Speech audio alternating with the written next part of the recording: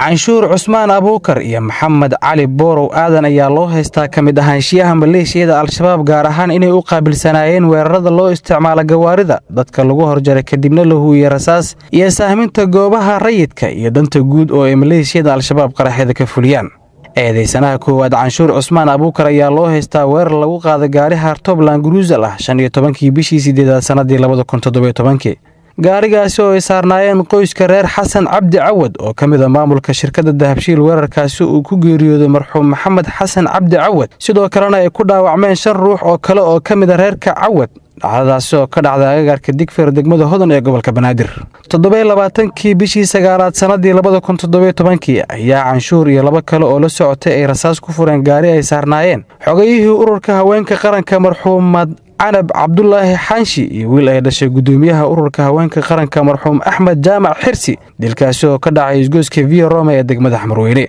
kaliya kuma ekaanin fulinta weerarada qorsheysan ee waxa uu sidoo kale ahaa sahmiyaha goobaha Al-Shabaab ay ka fuliyaan qaraxyada sida lagu daabacay eed ay u soo gudbiyeen xafiiska xeer ilaalinta garsoorka ciidamada qalabka sida waxa uu wada ka ahaa gaari ay saarnaayeen koox Al-Shabaab ee ula baxeen in qamaasiin oo ah dablay hubaysan oo kadib gumaada inta ka hartay qaraxyada ay fuliyaan waxa uu wada ka ahaa gaari qarxay oo ay ka degeen maleeshiyada gashay gudaha hotel Saxafi 9 bishii 11 sanadii 2018 kadib qarax ay ku bilaabeen weerarkaasi sida dhaqankoodu yahay waxa kamid ah dadka ku dhintay 32 qofood uu ku jiro maamulihii hotel Saxafi Cabdifataax Cabdirashiid Ilqeyte waxaana ku dhaawacmay 69 qofood oo kale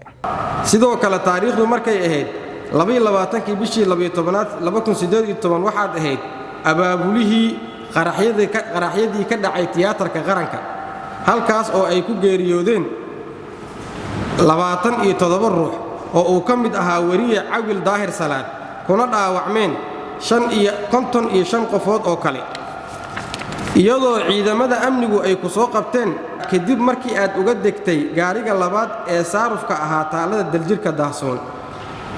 gaarigaas oo isagana qarxay ayna ku geeriyoodeen marxuumiin ay ka mid ahaayeen 1 Faysal Salaad Samow 2 Axmed Maxamed Yuusuf oo labaduba macallimiin ka ahaa iskuulka Yaasiin Cismaan Maxamed Cali Boorow aadan oo ah eedeysanaha labaad ayaa loo haystaa sahminta qarax ka dhacay 2 bishii 9 sanadii 2018 xarunta degmada Howlwadaag kaasi oo ay ku dhinteen 8 ruux iyo dhaawac 27 qofood oo rayid ah sidoo kale waxa ay wada saarnaayeen gaari ku qarxay daljirka daqiiqada kadib qaraxii ka dhacay tiyaatarka isaga eedeysanaha koowaad 22 bishii 12 2018 gaashaan la sare Cabdullaahi Buula Kami xeer ilaaliyaha guud ee ciidamada qalabka sida ayaa ka sheegay fadhiga maxkamadda in eedeysanaha koowaad uu sameeyay wax ka weyn qofka caadiga ah waxa uu sameyn karo oo dambi ah canshuur da'diisa iyo dhaqankiisa marka la isu fiiriyo waxa uu ku kacay waa jariimo bani aadanimada ka baxsan waa nin ku bahaloobay dhiigga dadka waxa uu ku kacay dambiyada uu ku kacay wax la malayn kara hatta qof caadi ah malayn kara ma way ka baxsan tahay waxaan haynaa cadeymo marxaatiyaal inta kiis oo uu galay oo cajiibka maxkamadeynta oo ahayd wajigii labaad ayaa la dhageystay marxaatiyaal dhowr ah kuwaas oo ay si wada jir su'aalo u weydiiyeen dhinacyada dacwadda